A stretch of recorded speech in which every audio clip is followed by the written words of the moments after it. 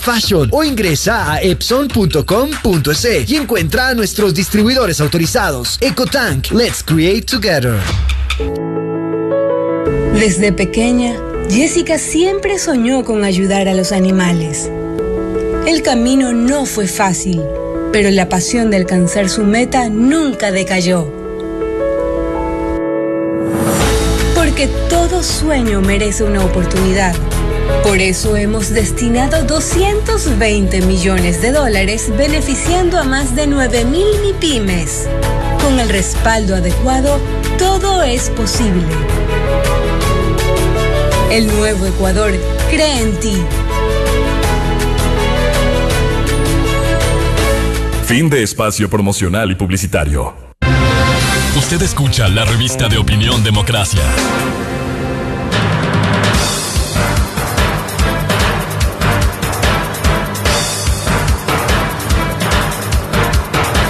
(8:33) en el territorio continental ecuatoriano, buscando la verdad y abogando por la unidad nacional en pro de la paz y la seguridad en el Ecuador.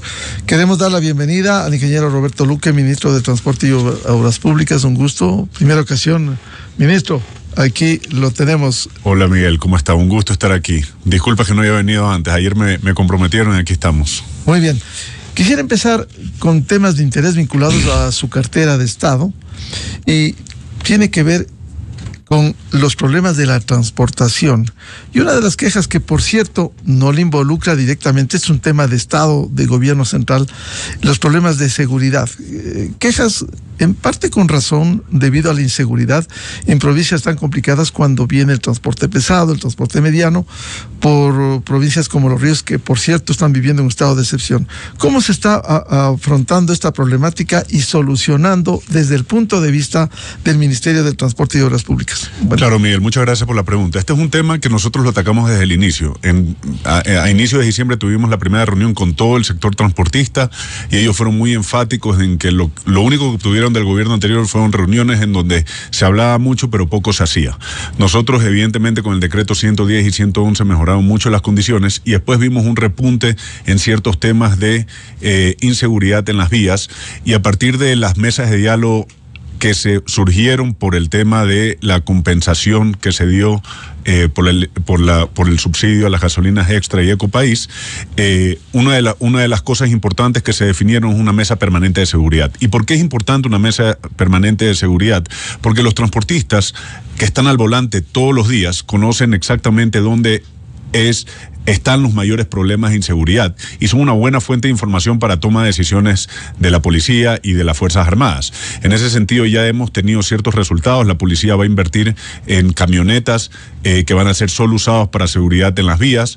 Eso me parece que son alrededor de 6 millones y fue uno de los frutos de trabajo de estas mesas. Pero muy aparte de eso, Miguel, tenemos temas muy importantes como el tema de los radares que abonan la inseguridad. La gente hoy en el anillo vial de Quevedo a veces tienen que frenar por el tema de los radares y ahí es donde aprovechan los delincuentes a asaltar. Y nosotros estamos yéndonos en contra de un tema que ha pasado de la inseguridad vial, de un supuesto cuidado de la seguridad vial a un tema netamente recaudatorio y que no nos está beneficiando a los ciudadanos. O sea, siempre se habló de que debiera ser disuasivo, es decir, preventivo y no solo que se castigue. Por cierto, cuando hay excesos y alguien imprime velocidad contra la ley de transporte terrestre, tránsito y seguridad vial, deberá recibir su sanción.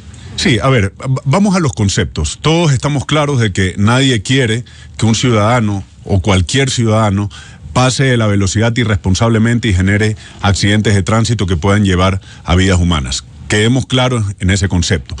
Bajo una premisa que es válida y un objetivo que es bueno y sano, como el que acabo de mencionar, no podemos pretender hacer de esto un tema recaudatorio. ¿Qué es lo que está pasando?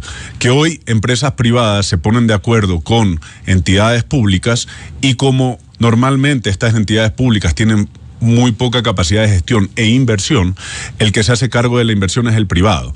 Pero en un project finance, en un proyecto de esta naturaleza, en donde invierte el privado lo que necesita es un retorno. Y ese retorno está asegurado porque la multa está establecida en el COIP. Y es tanto tanta la utilidad que pueden llegar a tener, que por ejemplo el pronto pago, para uno pagar antes de tiempo, pagarlo inmediatamente, es el 50%. Imagínense usted eso de ahí. Están sacrificando 50% de los ingresos para que pagues antes. Eso quiere decir que con 50% salen. Entonces, el problema de fondo, el concepto de fondo es que pasamos de tener un tema para prevenir inseguridad vial a un tema en donde estamos haciendo netamente recaudatorios. Y eso es un verdadero problema. Una de las quejas de los transportistas también ha sido, y no ahora, es los créditos para ese sector. ¿Cómo se puede impulsar esos créditos? Bueno, no solo eso. Lamentablemente, en tiempos pasados, lo que es un buen objetivo y un buen fin, como por ejemplo renovar la flota de transporte, que es algo que va a llevar al futuro a algo mucho más eficiente en materia de transporte y mucho más seguro, y es algo a lo que debemos de apuntar. Es fácil decirlo, pero es difícil hacerlo si no les das las condiciones.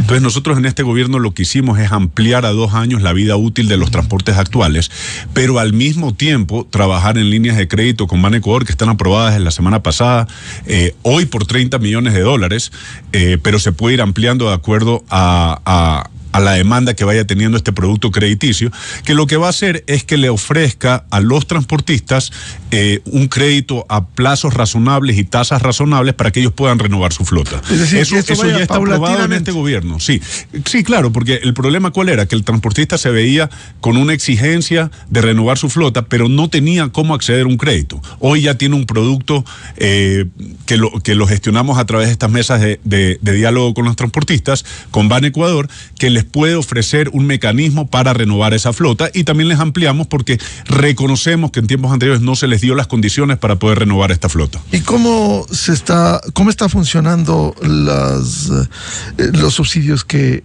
desde el sector transporte se da en el país luego del incremento de las gasolinas? Bastante bien, hemos tenido una acogida, la última vez que chequeé, que fue hace un par de semanas, como de 65,000 beneficiarios de este sistema de compensación. Aquí lo más importante, Miguel, es que el éxito de la medida está en lo simple que fue. Nosotros, apenas yo llegué al ministerio, me acuerdo que como fue algo que fue hablado en el gobierno anterior, muchas de las ofertas que se hacían era por un tema de focalización del subsidio. Eso quiere decir un doble precio y más o menos controlar a quién le cobrabas el segundo precio. No, pero eso sí iba a prestar a muchas distorsiones en el sitio de abastecimiento y en trampas, si se quiere llamar, porque si es que íbamos a hacer que le íbamos a poner a los carros de 2.000 centímetros cúbicos, lo que iba a empezar a pasar es que los que hacen contrabando de combustible, que son los mayores enemigos en esa materia, iban a empezar a comprar los carros que sí podían ser objeto del subsidio. Entonces, aquí la simpleza fue ver cuáles eran los afectados, hacer una base de datos que la trabajamos entre ANT, SRI, y en función de eso hacer que se registren y calcular un valor razonable de la compensación, que es en función de lo que ellos andan, que eso lo teníamos por la Agencia de Regulación y Control. Entonces fue un trabajo mancomunado del gobierno que resultó bastante bien y ellos están contentos. ¿Se podría decir que hay una buena relación del ministerio con el sector del transporte? Excelente. De manera general coincidimos en muchos puntos y hemos mostrado la apertura necesaria. No todo lo vamos a solucionar en pocos meses, pero sí hemos dado un punto de inflexión, hemos cambiado de rumbo en ciertas cosas y les hemos dado bastante apertura. Si bien es un problema local, el caso de Guayaquil, ¿cómo ha visto ayer? Había reclamos precisamente con el municipio de Guayaquil por el tema de tarifas. Sí, mire, prefiero no inmiscuirme en un tema que ahorita está manejado entre el alcalde y los transportistas. Es un tema que evidentemente ellos lo que están buscando es un aumento del pasaje. Hay argumentos de los dos lados, que preferiría entender bien todo el problema para pronunciarme al respecto. Quisiera hablar de la otra tarea que cumple el ministerio, el mantenimiento del sistema vial ecuatoriano. Cierto es que hay vías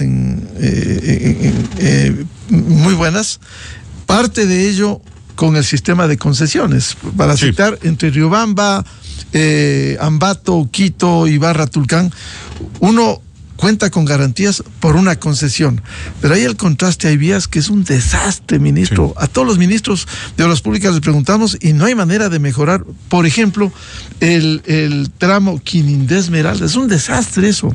Estuve recorriendo el día viernes Quirindé Esmeralda, justamente. Estamos con un contrato de intervención de puntos críticos y una de las medidas que tomamos es, bueno, dejemos de arreglar puchito por puchito, punto crítico por punto crítico y vámonos a arreglar todo, hagamos un estudio pertinente. Pues muchos de esos puntos críticos se han originado por una mala construcción de la vía en primera instancia, un mal diseño. Todos están relacionados a temas o geológicos, geotécnicos o de drenaje. Entonces ya amerita una intervención completa y para eso necesitamos un buen estudio que amerite, que nos diga por dónde tenemos que ir. Buen estudio y recursos después. Sí, recursos después. Evidentemente, a ver, hay que reconocer algo aquí. El gobierno entró con una crisis económica enorme, con varias crisis de seguridad económica, energética, hidrocarburífera, de todo índole. Y evidentemente para el tema de obras públicas, que es un ministerio ejecutor y que necesita de recursos, primero había que solucionar la crisis económica. En función de eso, hoy con fuente de financiamiento estamos gestionando algunos proyectos para mejorar la red vial estatal. ¿Es suficiente? Yo creo que no. Solo para que usted tenga una idea, nosotros tenemos 10.000 kilómetros de red vial estatal. El 80% no está concesionado, solo el 20% está concesionado. Y ese 80% yo calculo que aproximadamente se necesita $800 millones para mantener anual. Y nuestro presupuesto es la cuarta parte hoy en día. Entonces, tenemos que poco a poco ir viendo cómo aumentamos ese presupuesto y cómo con la inversión privada podemos ayudarnos. En función de eso también aprobamos la ley de alianzas público-privadas, pero hay que reconocer que la ley de alianzas público-privadas tiene un ciclo de proyecto que no es de la noche a la mañana, toma su tiempo porque tienen que ser proyectos financieramente sostenibles y si no son financieramente sostenibles tiene que haber un aporte del Estado y si hay ese aporte del Estado tenemos que saber en qué medida se lo puede comprometer o no. Entonces hay pasos a seguir que son lógicos. ¿Cuál es el problema con las concesiones? Que si bien es cierto, es verdad lo que usted dice, funcionan bastante bien técnicamente y usted las ve funcionando, hay una deuda histórica del Estado con la concesión. No quiero decir con el concesionario, sino con la concesión, porque no se está cumpliendo el contrato de las mayorías de concesiones. ¿Y por qué? Esos contratos de concesión normalmente tienen una tarifa de peaje que es mayor a la que se está pagando en la actualidad.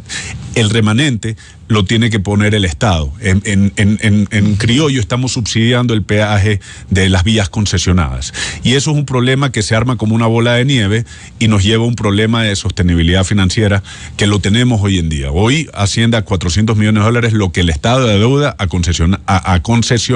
concesiones viales.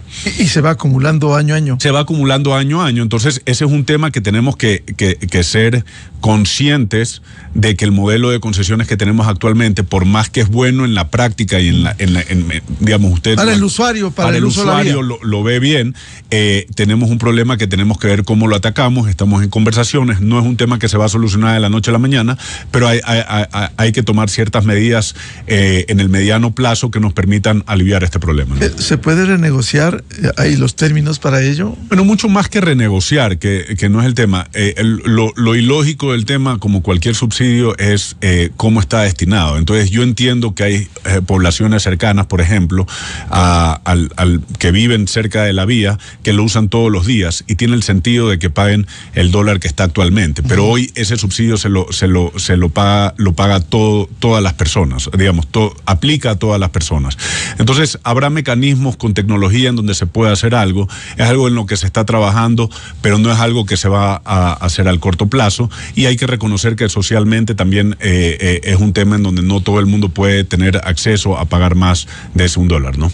Volviendo al tema, para pasar a otros, el tema de la Quirindé Esmeraldas, ¿en qué tiempo se contará con el estudio y cuándo una expectativa de mejoramiento? Bueno, ahorita el Cuerpo de Ingenieros del Ejército está interviniendo en varios puntos críticos, pero en el transcurso del invierno pasado surgieron más puntos críticos. Entonces, el problema... Claro, se ha ido en partes la mesa de la carretera. Entonces, claro, exacto. Entonces, el problema de la modalidad de contrato de resolver puntos críticos es que a la fecha en donde definimos el contrato y le decimos al contratista, usted tiene que intervenir en estos 20 puntos críticos, con los plazos que se ha tomado, surgen otros puntos críticos en donde ellos no pueden intervenir.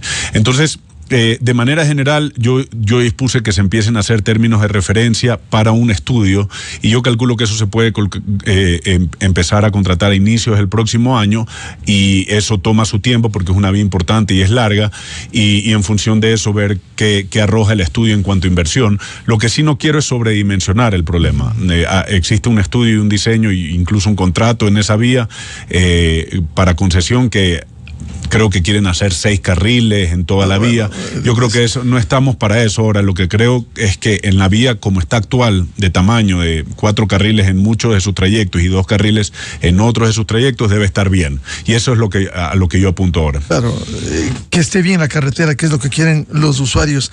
Ahora, siendo responsabilidad del Estado, del gobierno central, cómo interactuar también con las prefecturas, porque a veces se lavan las manos las prefecturas también, esto es del gobierno y no contribuyen en el tema vial. A ver, en mi experiencia realmente yo he tenido un poco de las dos cosas, ¿no? He tenido prefectos que muy amablemente ponen a disposición ciertas maquinarias y sus esfuerzos para en conjunto poder trabajar, y eso ha sucedido en muchos casos, y en otros casos lo que están pidiendo en vista de que por algunos años no ha habido inversión en obra pública, y hay que ser muy claro, el deterioro de la red vial estatal ha sido tan grave que hay muchos prefectos que están pidiendo incluso las competencias.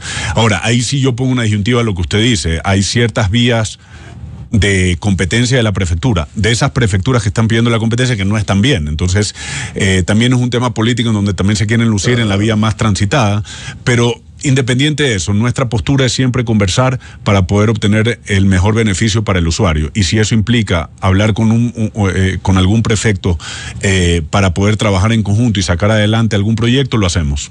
Aparte de esta vía 500 Esmeraldas, ¿qué otros problemas hay en el sistema vial ecuatoriano? Bueno, una de las vías más importantes que hoy están con bastantes problemas es la Valvanera Payatán-Cumandá. Es una vía crítica en el sentido de que une sierra con costa, es la Guayaquil-Riobamba, y de ahí puedes hacer Riobamba-Quito sin problema. Entonces una manera de llegar a Guayaquil-Quito, y esta vía está en muy mal estado. Nosotros afortunadamente gestionamos ya un crédito que ya está firmado con la CAF. Este es uno de los créditos que el gobierno anterior dijo que ya estaba listo cuando entramos. Nosotros lo gestionamos y ahí está previsto el puente Sal Si Puedes, que está justamente en esa vía.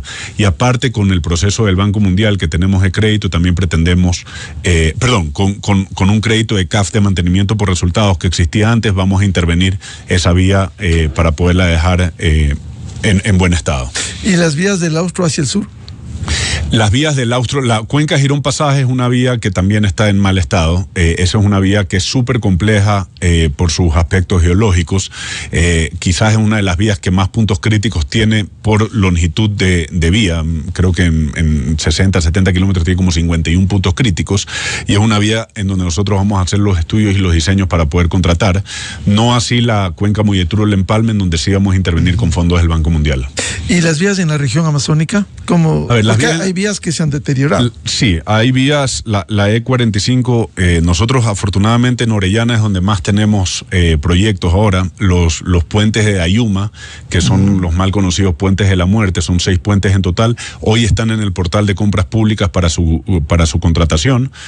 Son puentes en donde se hizo la vía de 2 carriles, pero nunca se previó los puentes. Entonces son puentes hoy en día de 1 carril y sin ninguna señalización. Entonces pasamos de 2 carriles a 1 carril, y evidentemente hay muchos accidentes y muchos fallecidos. Entonces esos puentes ya están por contratarse, y la vía Narupa-Guataraco también.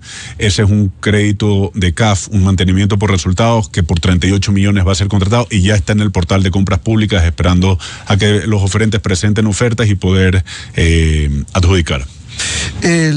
Decía esto de las concesiones y las relaciones con prefecturas, porque aquí ha habido malas experiencias, pésimas. El caso de la nefasta Revolución Ciudadana, cuando en ese gobierno se trató de concentrar en el ministerio, voy a citar una vía, la vía noroccidente, y fue un fracaso.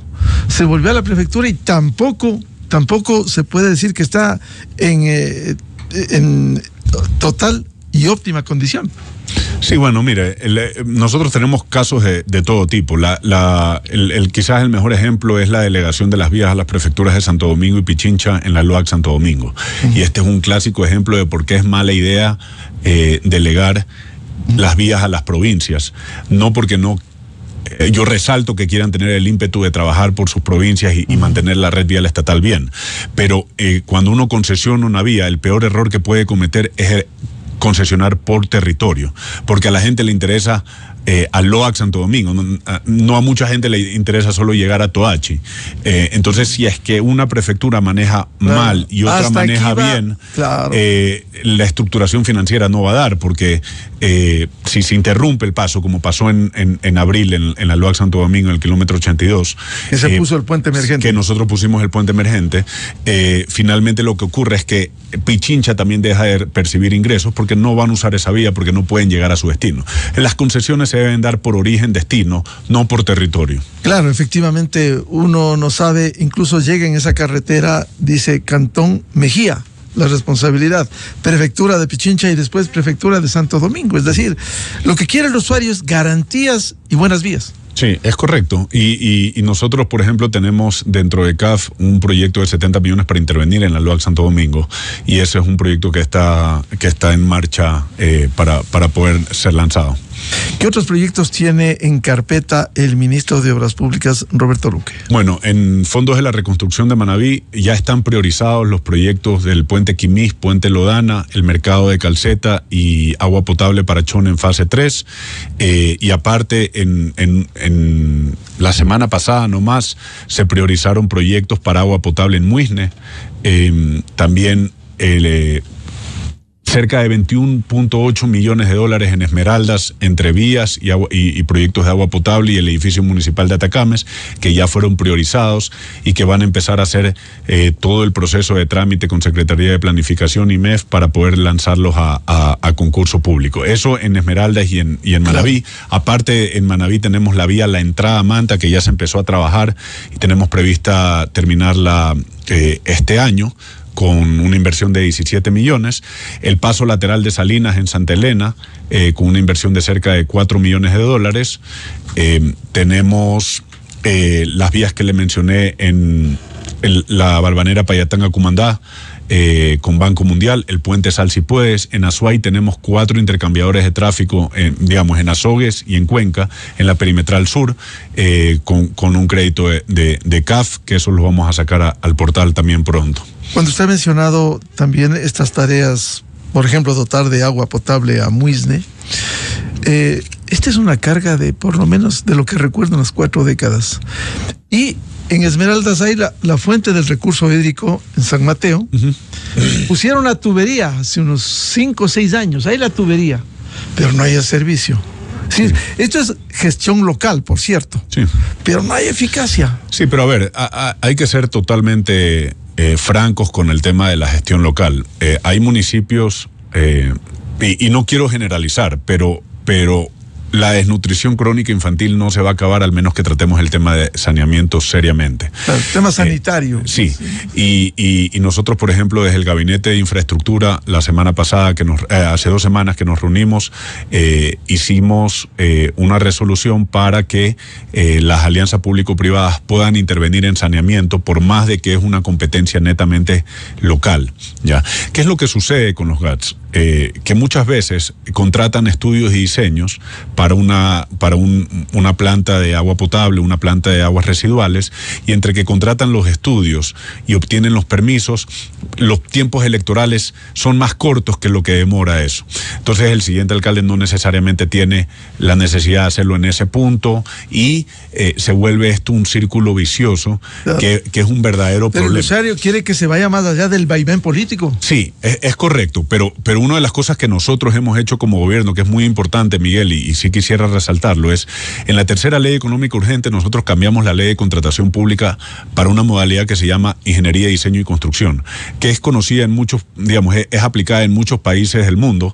Pero ¿cuál es la bondad de esto de aquí? Que en un solo contrato el contratista puede hacer la ingeniería, el diseño de la obra, la construcción e incluso el equipamiento, que es muy bueno para este tipo de proyectos, para escuelas, para hospitales, para plantas de tratamiento, y eso hoy no se puede, y es un contrato a plazo fijo, precio fijo. Nosotros desde la aplicación de esta ley estamos trabajando en reglamentación secundaria con Secretaría de Planificación para poderla aplicar y poder hacer que, en definitiva, en donde se han aplicado estos proyectos, que cambia totalmente, porque hoy si uno quiere hacer un proyecto, primero tiene que hacer los estudios, que demora todo un proceso, y luego con esos estudios licitar la construcción, que demora otro proceso más. Entonces, reducimos tiempos y normalmente tiende a ser más bajo en precios y plazos de ejecución más bajos también. Ministro, ¿y algo sobre ferrocarriles? Perfecto, buena pregunta. Nosotros tenemos un plazo hasta finales de noviembre de este año para tener reactivados el tramo de la UCI y en Imbabura también tener el tramo que ya parcialmente está funcionando, claro, pero ya todo... Ibarra San Antonio, sí, que está ya turístico. Ya tener, así sea turísticamente, sí, solo va a ser turísticamente claro. Ahora, pero tenerlos reactivados porque son tramos que están en buen estado. Hoy el director distrital de Chimborazo es el ingeniero Jaime Páez, que es un conocido del tema ferroviario, y su objetivo es reactivar el tren en el corto plazo. Para ir hasta la UCI. Ajá, correcto. Y en el caso de Imbabura, ¿se puede reabrir hacia Lita, por lo menos hacia San Lorenzo? Estamos revisando. Yo como primer objetivo les he planteado: reactiven el tren, háganlo bien, tengamos todos los seguros, tengamos todo legalizado para poder dar un servicio a la ciudadanía y reactivar la economía en estos cantones que tanto lo necesitan. Bien, muchas gracias al señor ministro de Transporte y Obras Públicas, ingeniero Roberto Luque. Bueno, una pregunta, le veo con la camiseta del Ecuador que debemos estar puestos todos. ¿Ganamos a Perú o no hoy? Ganamos. Sí, ganamos. Sí. Bien, muchas gracias la presencia aquí en la revista de Opinión Democracia. Con esto cerramos la jornada de entrevistas y debates, la opinión diversa y libre en la revista de Opinión Democracia. Ya viene el show de la papaya. Y a los miles de seguidores de la revista de Opinión Democracia les deseamos un feliz martes a todos. Muy buen día. La revista de Opinión Democracia, buscando la verdad en todas partes. Inicio de espacio promocional y publicitario. Desde pequeño